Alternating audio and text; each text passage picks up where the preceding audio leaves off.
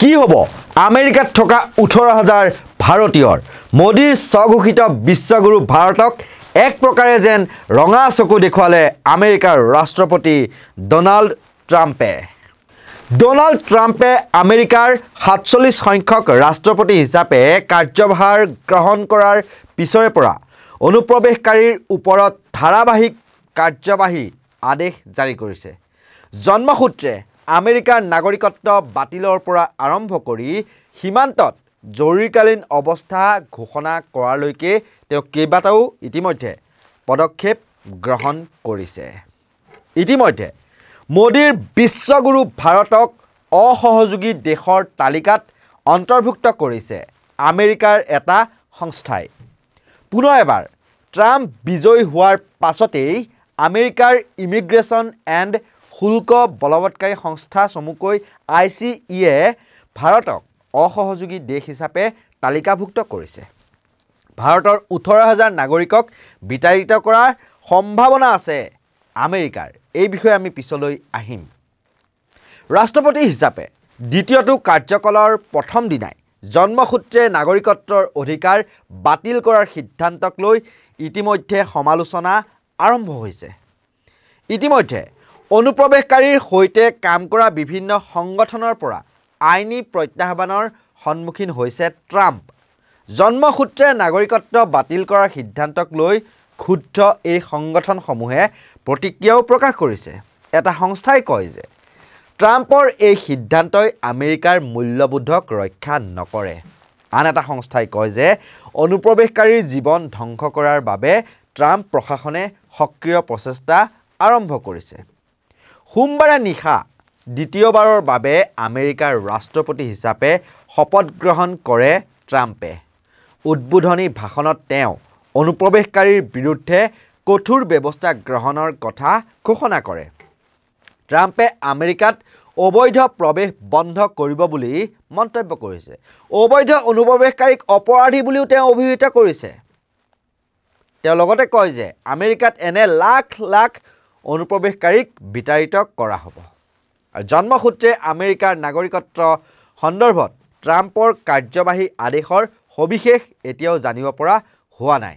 অৱশ্যে তেওঁৰ প্ৰশাসনৰ বিষয়াসকলে কয় যে ট্ৰাম্পে জন্মসূত্ৰে আমেৰিকাৰ নাগৰিকত্বৰ সুবিধাসমূহ নাইকিয়া কৰিব বিচাৰে। আৰু প্ৰচলিত আমেৰিকাৰ আইন অনুসৰি যদি কোনো শিশু সেইখন দেশত জন্ম হয় বা আমেৰিকাত জন্ম হয় তেন্তে তেওঁ জন্মৰ পৰাই আমেৰিকাৰ নাগৰিকত্ব লাভ কৰিব পাৰে। আৰু এনে ক্ষেত্ৰত শিশুটিৰ পিতৃ মাতৃ আমেৰিকাত কেনেদৰে বাস কৰি আছে সেয়া ডাঙৰ কথা নহয়। আৰু ট্ৰাম্পে জন্মসূত্ৰে নাগৰিকত্বৰ নিয়ম সলনি কৰিব বিচাৰে যাতে নথি পত্ৰবিহীন, অৰ্থাৎ যদি কোনো অবৈধ অনুপ্ৰৱেশকাৰীয়ে আমেৰিকাত সন্তান জন্ম দিয়ে তেন্তে সেই শিশুৱে স্বয়ংক্ৰিয়ভাৱে আমেৰিকাৰ নাগৰিকত্ব লাভ নকৰে।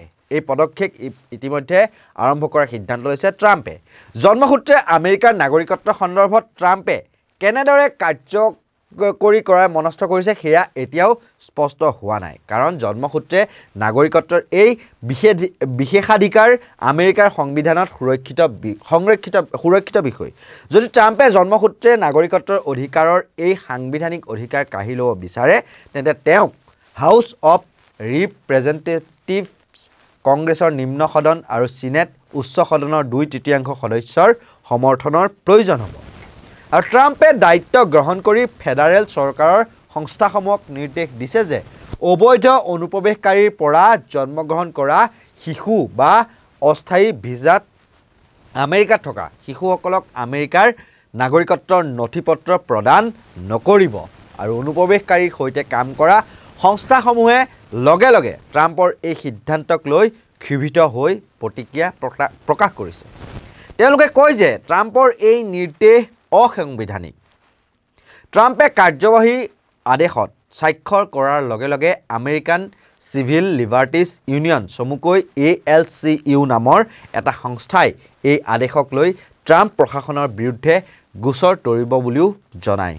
সোমবাৰে সংস্থাটোৱে এক বিবৃতিত কয় যে আমেৰিকাত জন্মগ্ৰহণ কৰা শিশুক নাগৰিকত্ব অস্বীকাৰ কৰাৰ নিৰ্দেশ কেৱল অসাংবিধানিকে নহয় বৰঞ্চ আমেৰিকাৰ মূল্যবোধৰ অনৈতিক আৰু নিৰ্দয় প্ৰত্যাখ্যান কোনসকলৰ ওপৰত ট্ৰাম্পৰ এই সিদ্ধান্তৰ প্ৰত্যক্ষভাৱে প্ৰভাৱ পৰিব আমি জানি লওঁ আহক আমেৰিকা যুক্তৰাষ্ট্ৰৰ সংবাদ মাধ্যম পলিটিকৰ এক প্ৰতিবেদনত জন্মসূত্ৰে নাগৰিকত্বৰ ওপৰত ট্ৰাম্পৰ কাৰ্যবাহী আদেশৰ প্ৰভাৱৰ বিষয়ে আলোকপাত কৰা হৈছে ইয়াত কোৱা হৈছে যে সেই আদেশৰ জৰিয়তে কেন্দ্ৰীয় সংস্থাসমূহক আমেৰিকাত জন্মগ্ৰহণ কৰা শিশুক নাগৰিকত্ব প্ৰদান নকৰিবলৈ নিৰ্দেশ দিয়া হৈছে যিসকল শিশুৰ মাতৃ অবৈধভাৱে বা পৰ্যটনকে ধৰি বিভিন্ন ভিসাত দেশখনত আছে আৰু যাৰ পিতৃ আমেৰিকাৰ নাগৰিক বা আইনীভাৱে স্থায়ী বাসিন্দা নহয় সেইসকল শিশুৱে নাগৰিকত্ব লাভ নকৰে আৰু এতিয়াৰ পৰা 30 দিনৰ পিছত জন্ম লোৱা শিশুৰ পিতৃ মাতৃৰ কোনোবা আমেৰিকাৰ নাগৰিক বা গ্ৰীণ কাৰ্ডধাৰী নহ'লে আমেৰিকাৰ পাছপোৰ্ট বা ভিসা দিয়া নহ'ব 100 বছৰতকৈও অধিক পূৰ্বে আমেৰিকাৰ উচ্চতম ন্যায়ালয়ে এক ৰায়দানত কৈছিল যে বিদেশী পিতৃ মাতৃৰ পৰা আমেৰিকাত জন্মগ্ৰহণ কৰা শিশুৱে সংবিধানৰ 4ৰ্থ সংশোধনীৰ অধীনত প্ৰাকৃতিক নাগৰিকত্ব লাভ কৰিব আৰু ইয়াৰ একমাত্ৰ ব্যতিক্ৰম হ'ব যদিহে অভিভাৱকসকল বিদেশী কূটনীতিবিদ বা আমেৰিকাৰ আইন অনুসৰি কূটনৈতিক ৰক্ষা কৱচ থাকে কিন্তু কঠোৰ অনুপ্ৰৱেশ নীতিৰ বহু সমৰ্থকে 1898 চনৰ উচ্চতম ন্যায়ালয়ৰ ৰায়দানক বহল প্ৰেক্ষাপটত লয় বৰ্তমানৰ উচ্চতম ন্যায়ালয়েও আমেৰিকাৰ নাগৰিকত্বৰ ওপৰত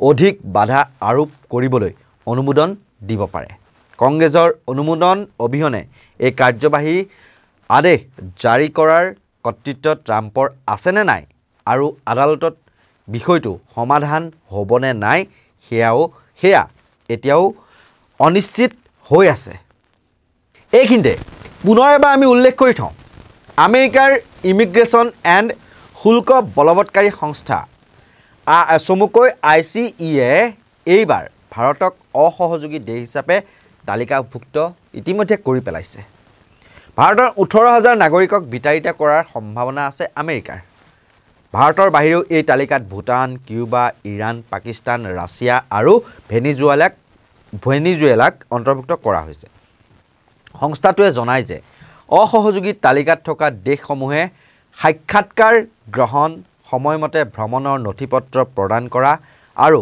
নিৰ্ধাৰিত বিমান যাত্ৰাত নিজৰ নাগৰিকসকলক ঘূৰাই নিয়াৰ ক্ষেত্ৰত প্ৰয়োজনীয় সহযোগিতা আগবঢ়োৱাত ব্যৰ্থ হৈছে ICEৰ অসহযোগী তালিকাখন হৈছে সেই নিৰ্দিষ্ট দেশসমূহৰ তালিকা যিবোৰে প্ৰত্যাৰ্পণ প্ৰক্ৰিয়াত পৰ্যাপ্ত সহযোগিতা কৰা নাই বুলি বিশ্বাস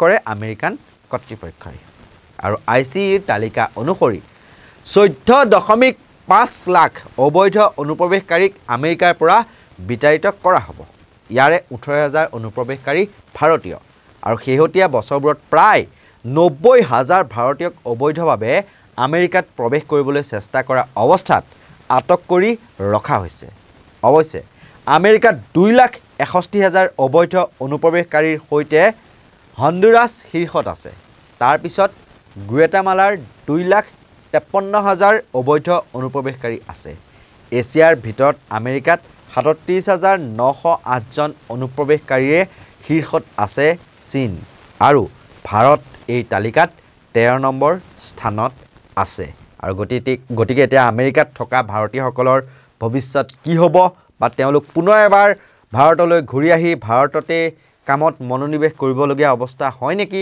সেয়া কিন্তু পৰৱৰ্তী পৰ্যায়ত ট্ৰাম্পে লোৱা সিদ্ধান্তৰ ওপৰতে নিৰ্ভৰ কৰিব এনেকুৱা ধৰণৰ সত্য নিৰপেক্ষ বিশ্লেষণৰ বাবে আপোনালোকে চাই থাকিব নৰ্থ ইষ্ট নাও আৰু যদি আপোনালোকে ফেচবুকত চাই আছে তেতিয়াহ'লে আমাৰ নৰ্থ ইষ্ট নাও ভিডিঅ' আৰু এনি নাও নিউজ যি দুটা ফেচবুক পেজ সেইটো আপোনালোকে ফলো কৰিব পাৰে আৰু যদি আপোনালোকে ইউটিউবত চাই আছে তেতিয়াহ'লে আমাৰ নৰ্থ ইষ্ট নাও ইউটিউব চেনেলটো ছাবস্ক্ৰাইব কৰি দিবলৈ নাপাহৰিব চাই থাকিব নৰ্থ ইষ্ট নাও ধন্যবাদ